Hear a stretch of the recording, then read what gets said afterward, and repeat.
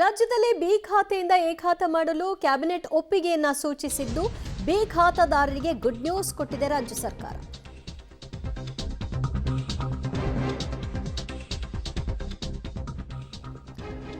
ರಾಜ್ಯದಲ್ಲಿ ಬಿ ಖಾತೆಯಿಂದ ಎ ಖಾತೆ ಮಾಡಲು ಕ್ಯಾಬಿನೆಟ್ನಲ್ಲಿ ಇವತ್ತು ಒಪ್ಪಿಗೆಯನ್ನ ಪಡೆದುಕೊಳ್ಳಲಾಗಿದ್ದು ಜಿಬಿಎ ಮಾಡೆಲ್ನಂತೆಯೇ ರಾಜ್ಯದಲ್ಲೂ ಕೂಡ ಎ ಖಾತಾಗೆ ಭಾಗ್ಯ ಲಭ್ಯವಾಗಿದೆ. ಬಿ ಖಾತಾ ನಿವೇಶನಗಳಿಗೆ ಎ ಖಾತಾ ಭಾಗ್ಯ.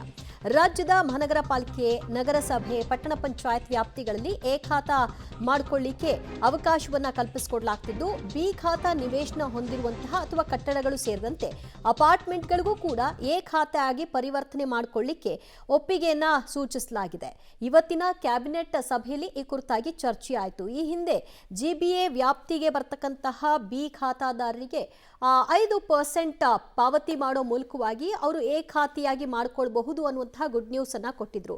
ಸೊ 5% ವಿಷಯವಾಗಿ ಇನ್ನೂ ಕೂಡ ಒಂದು ಸ್ವಲ್ಪ ಗೊಂದಲ ಇದೆ. ಇದರ ಮಧ್ಯದಲ್ಲೇ ರಾಜ್ಯದ ಮಹಾನಗರ ಪಾಲಿಕೆ, ನಗರಸಭೆ, ಪಟ್ಟಣ ಪಂಚಾಯತ್ ವ್ಯಾಪ್ತಿಗೆ ಈಗ ಎ ಖಾತೆ ಮಾಡಲಿಕ್ಕೆ ಅವಕಾಶವನ್ನ ಕಲ್ಪಿಸಲಾಗ್ತಿದೆ.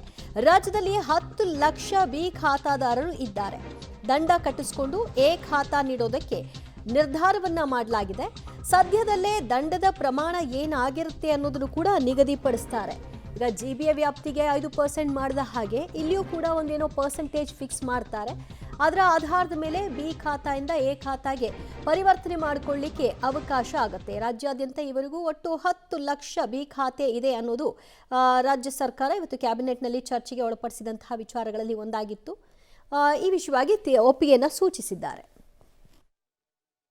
ಸಂಬಂಧಪಟ್ಟ ಹಾಗೆ ರಾಜ್ಯ ನಗರ ಸ್ಥಳೀಯ ಸಂಸ್ಥೆಗಳ ವ್ಯಾಪ್ತಿಯಲ್ಲಿ ಅನಧಿಕೃತವಾಗಿ ರಚಿಸಿರುವ ಬಡಾವಣೆಗಳಲ್ಲಿನ ಬಿ ಖಾತಾ ನಿವೇಶನ, ಕಟ್ಟಡ, ಅಪಾರ್ಟ್ಮೆಂಟ್, ಪ್ಲಾಟ್ಗಳಿಗೆ ಎ ಖಾತಾ ನೀಡೋದ್ರ ಬಗ್ಗೆ ಈಗೇನು ಜಿಬಿಎದಲ್ಲಿದೆಯಲ್ಲ ಆ ರೀತಿಯಾಗಿ ಮಾಡೋದಕ್ಕೆ ಸ್ಥಳೀಯ ಸಂಸ್ಥೆಗಳಿಗೆ, ಮುನ್ಸಿಪಾಲಿಟೀಸ್ ಈಗೆಲ್ಲನೂ ಅನುಮತಿ ನೀಡಲಾಯಿತು.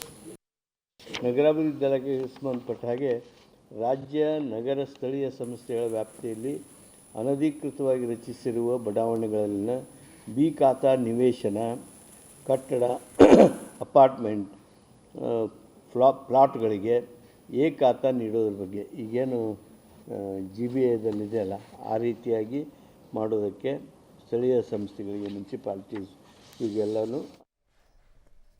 ಮತ್ತಷ್ಟು ಮಾಹಿತಿ ಕೊಡ್ತಾರೆ ನಮ್ಮ ಪ್ರತಿನಿಧಿ ರವೀಶ್. ಕ್ಯಾಬಿನೆಟ್ನಲ್ಲಿ ಇವತ್ತು ಬಿ ಖಾತಾಯಿಂದ ಎ ಖಾತಾಗೆ ಒಪ್ಪಿಗೆಯನ್ನು ಪಡ್ಕೊಳ್ಳಲಾಗಿದೆ. ಬಟ್ ಸೇಮ್ ಟೈಮ್ ಜಿಬಿಎ ವ್ಯಾಪ್ತಿಗೆ ತಂದಿದ್ದಂತಹ ಆ ಒಂದು ವಿಚಾರ ಏನಿತ್ತು ಅದಕ್ಕೆ 5% ವಿಷಯವಾಗಿ ಇನ್ನು ಗೊಂದಲ ಇದೆ. ಅದು ಏನಾದರೂ ಚರ್ಚೆಗೆ ಒಳಪಡ್ತಾ ಹೇಗೆ? ಪ್ರಮುಖವಾಗಿರ್ತಕ್ಕಂಥದ್ದು ಇದು ಸರ್ಕಾರಕ್ಕೂ ಕೂಡ ಲಾಭ ಮತ್ತು ಆಸ್ತಿ ಮಾಲೀಕರಿಗೂ ಕೂಡ ಲಾಭ. ಆ ದೃಷ್ಟಿಯಿಂದ ಭಾಳಷ್ಟು ಸುದೀರ್ಘವಾಗಿ ಚರ್ಚೆ ನಡೆಸಿ ಈ ಒಂದು ತೀರ್ಮಾನವನ್ನು ತೆಗೆದುಕೊಂಡಿದ್ದಾರೆ.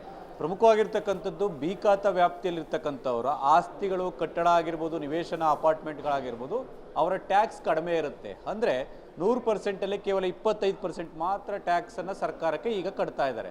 ಹಾಗಾಗಿ ಅದನ್ನು ಎ ಖಾತಾ ಆಗಿ ಪರಿವರ್ತನೆ ಮಾಡಿದಂಥ ಸಂದರ್ಭದಲ್ಲಿ 100% ಟ್ಯಾಕ್ಸು ಎ ಖಾತಾಗಿ ಯಾವ ರೀತಿ ಟ್ಯಾಕ್ಸನ್ನು ಕಟ್ತಾರೆ ಅದೇ ರೀತಿ ಟ್ಯಾಕ್ಸನ್ನು ಕಟ್ಟೋದಕ್ಕೆ ಅನುಕೂಲ ಆಗುತ್ತೆ. ಇದರಿಂದ ರಾಜ್ಯ ಸರ್ಕಾರದ ಆದಾಯ ಕೂಡ ಹೆಚ್ಚಳ ಆಗುತ್ತೆ.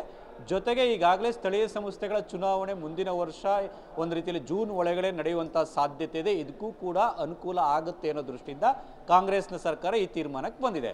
ಇನ್ನುಳಿದಂತೆ ಬಿ ಖಾತಾದಾರರಿಗೆ ಸಾಕಷ್ಟು ಸಮಸ್ಯೆ, ಅಂದರೆ ಬೆಂಗಳೂರಿನಲ್ಲಿ ಇರ್ತಕ್ಕಂಥ ಸಮಸ್ಯೆ ರಾಜ್ಯದ ಬೇರೆ ಕಡೆಗಳಲ್ಲೂ ಕೂಡ ಇತ್ತು. ಅಂದರೆ ಲೋನ್ ಪ್ರೋಸೆಸ್ ಆಗಿರ್ಬೋದು, ಮತ್ತು ಒಂದು ರೀತಿಯಲ್ಲಿ ಆಸ್ತಿಯ ಮಾರ್ಗಸೂಚಿ ದರ ಕಡಿಮೆ ಆಗಿರ್ಬೋದು, ಇದೆಲ್ಲವೂ ಕೂಡ ಒಂದು ರೀತಿಯಲ್ಲಿ ಅನುಭವಿಸ್ತಾ ಇದ್ದಾರೆ ಸಮಸ್ಯೆಗಳನ್ನು. ಹಾಗಾಗಿ ಎ ಖಾತಾಗೆ ಪರಿವರ್ತನೆ ಆದಂಥ ಸಂದರ್ಭದಲ್ಲಿ ಆ ಸಮಸ್ಯೆಗಳು ತಗ್ಗಬಹುದು ಅನ್ನೋ ದೃಷ್ಟಿಯಿಂದ ಅವ್ರಿಗೂ ಕೂಡ ಅನುಕೂಲ ಆಗುತ್ತೆ ಅಂತ ಹೇಳಲಾಗ್ತಾ ಇದೆ. ಹಾಗಾಗಿ ಈ ಒಂದು ಮಾರ್ಗಸೂಚಿ ಅಂದರೆ ಎಷ್ಟು ದಂಡವನ್ನು ಕಟ್ಟಬೇಕು ಅಂತ 5% ದಂಡಕ್ಕೆ ಈಗಾಗಲೇ ಆಕ್ಷೇಪ ವ್ಯಕ್ತ ಆಗಿತ್ತು. ಆ ಕಾರಣಗಳಿಗೋಸ್ಕರವಾಗಿ ಭಾಳಷ್ಟು ಕುಂಠಿತ ಆಗ್ತಾ ಇದೆ. ಆ ಬೆಂಗಳೂರು ನಗರ ಒಂದು ಜಿಬಿಎ ವ್ಯಾಪ್ತಿಯಲ್ಲಿರ್ತಕ್ಕಂಥ ಆಸ್ತಿಯನ್ನು ಎ ಖಾತೆ ಪರಿವರ್ತನೆ ಮಾಡುವಂಥ ಸಂದರ್ಭದಲ್ಲಿ ಅರ್ಜಿಗಳು ಕೂಡ ಕಡಿಮೆ ಸಂಖ್ಯೆಯಲ್ಲೇ ಬರ್ತಾ ಇದೆ. ಜೊತೆಗೆ ಆ ಒಂದು ಅರ್ಜಿಗಳನ್ನು ವಿಲೇವಾರಿ ಮಾಡುವಂಥ ಕೆಲಸವೂ ಕೂಡ ಕಡಿಮೆ ಆಗಿದೆ. ಹಾಗೆ ಅದನ್ನು ಇಳಿಸುವಂಥ ನಿಟ್ಟಿನಲ್ಲೂ ಕೂಡ ರಾಜ್ಯ ಸರ್ಕಾರ ಸರ್ಕಸ್ ನಡೆಸ್ತಾ ಇದೆ. ಇದುವರೆಗೂ ಕೂಡ ಅಂತಿಮ ನಿರ್ಧಾರ ತೆಗೆದುಕೊಂಡಿಲ್ಲ.